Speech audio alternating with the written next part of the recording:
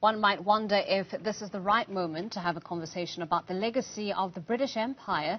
Others say, if not now, when would be the appropriate time? With hashtags such as Abolish the Monarchy and Not My King trending on social media, many are questioning the monarchy's future. The General Allied Workers Union of South Africa says the passing of Queen Elizabeth II should mark the end of the British Empire and Monarchy. Union spokesperson Mametlwe Sebei joins me now to discuss this further. Mametlwe, thank you so much for your time and thank you for joining us on our program today. As a union, you're saying the passing of the Queen presents, I suppose, the global community at large with an opportunity to have this conversation about the relevance of institutions like the monarchy. Talk to us about that and this call that you've made for its essentially the abolishing of the institution. Yes, just to start with the correction, it is General Industries Workers Union of South Africa, Giwusa in short. Thank you very much. Yes, we do join, people that are saying that this will be a time when the monarchy has to be ended. I mean, we have seen eulogies that dominate the media in this country and across the world to try to bolster the position and the credibility of this institution that is rooted in the legacy of colonial plunder, in the legacy of oppression, of violence, of racism against the people of Africa, of Asia, but also, an institution that is a parasitic body on the body of the British society that exists at the expense of its vast working class majority, who today are faced with unprecedented crisis of a cost of living, who are faced with food and energy poverty, whose quality of life is, of course, in decline, at the same time as this family is continuing to accumulate wealth, which is said to be numbering at about 28 billion US dollars. The call for abolishing the monarchy, specifically the British monarchy, I'm taking from your statement, it's not a new one. I mean, we've also seen, this massive movement towards republicanism throughout the 20th century into the 21st century. And yet we are still seeing monarchies like the UK's monarchy enduring over time through all of this social change. Africa still has its own last absolute monarchy in neighboring Eswatini. Is this an indictment on modern society that we haven't been able to ramp up this call and put in place the changes that as an organization you say so desperately and so urgently need to happen? I mean, this is not just a continuation of the monarchy that existed since the time immemorial. The British monarchy in its modern form basically came about a restoration by the British capitalist class that, itself in its revolutionary era, when it engaged in what, was an English revolution, actually ended it for a period. There was a time where Britain, for a brief period, was a republic, and, that republicanism was actually drawn in blood, including the hanging, of Charles I. And this is, of course, Charles V that we're having, and partly because of that, obviously stayed away from, this name for that reason. But the point here is that this is an institution that itself is a vestige, as I've said, of a colonial plunder, of, the plunder, even of people in Britain itself, because how was feudalism built? How was all this wealth that they have accumulated at expense of a great many British people, but also people from across their vast empire? It was built through the land dispossession, including of the people in this country. We are not, for instance, at the present moment, not discussing the fact that this is the last British monarch in this country. And we are told people will have a fond memory of her. I mean, the issue is not being said, and is not being posed. When she was a monarch in this country, what was her role? What was her position on the biggest historical questions of the day? This is somebody who, on the 21st birthday, she was here, and that was in 1947, a year after a Jan Smuts government brutalized the great mine worker strikes, the strike by the black mine workers who wanted the end of, of the segregations in the mines, who wanted a better quality of life, who wanted an end of British imperialism. And this is a queen who was here to support a white minority regime. This is a family that has ties and is known for its sympathies with the Nazis during the Second World War. So there is nothing and absolutely nothing glorious about it. When Ramaphosa says we'll have a fond memory of her, she's not speaking, and he's not speaking for majority of South Africans who are the working class, who face the same crisis as the British working class. He is speaking for the mining cooperations and cooperations that are linked with the British imperialist and British cooperate interests in this country.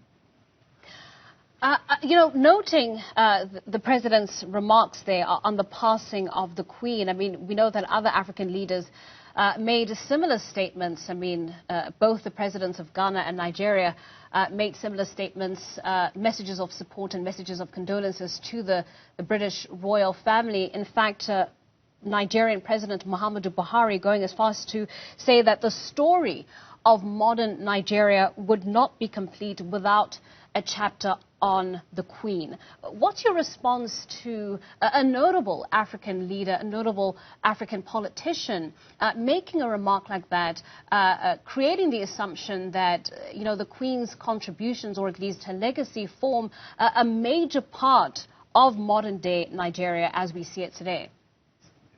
I mean, it just reflects the gulf that separates this elite of politicians, this government of cooperations, and the realities of the vast majority of the working class people. I mean, you look at the situation in Kenya, where they've declared a mourning for the Queen.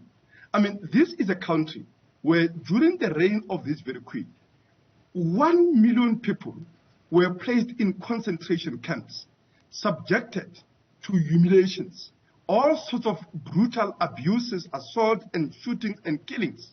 Now, when the government of Kenya mourns for this Queen, all it suggests is that this is a government that, having betrayed its people, having betrayed, the aspirations of the people who were killed, fighting for independence of that country, has realigned itself with the interests of the British and world imperialism. And when they speak and mourn the passage of this Queen, they are in no way expressing solidarity with the majority of the working class people, who we say it will be an insult to them, the insult to the vast majority of the British working class people who are faced with, as I've said, the crisis of the falling quality and standards of living, to suggest that this obscenely wealthy,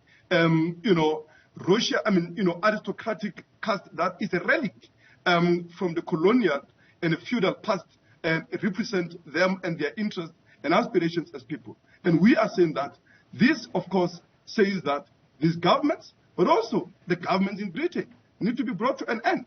What we need in Britain, of course, is a socialist republic of Britain, but also a socialist republic of Scotland and all the people that remains under, a colonial rule of this, royal family and, of course, of the, the British Empire.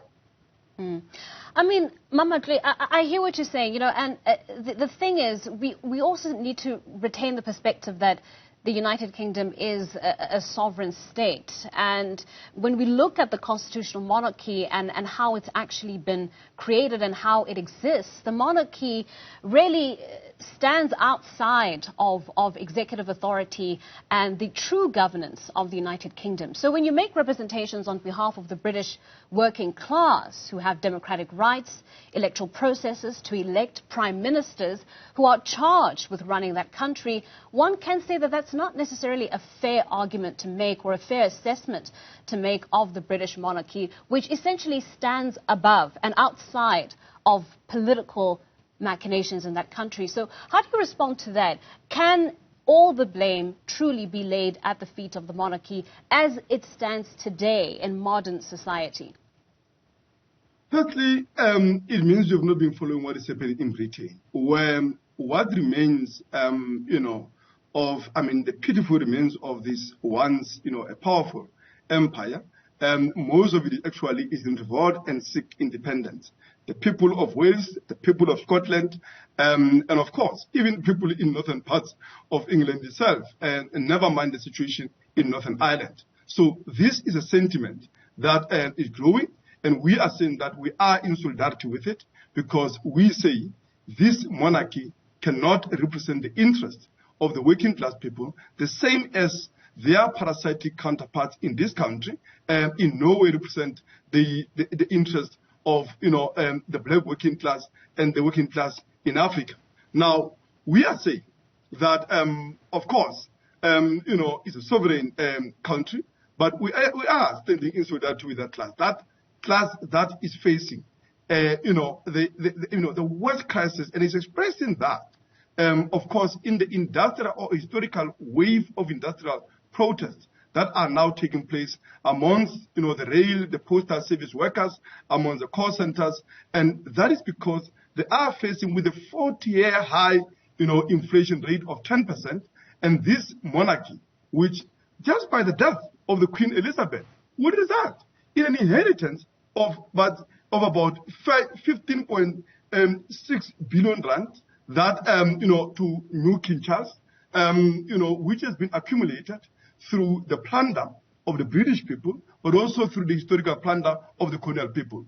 This is an institution that we cannot support.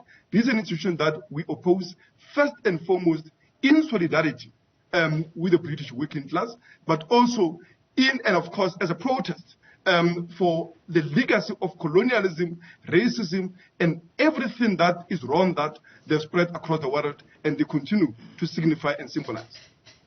All right, Mametlwe, thank you so much for your time and for joining us on our platform this morning. That's Giwusa spokesperson Mametlwe Sebei talking to us there about the legacy, or at least helping us to have more reflections on the legacy of the late Queen Elizabeth II. Up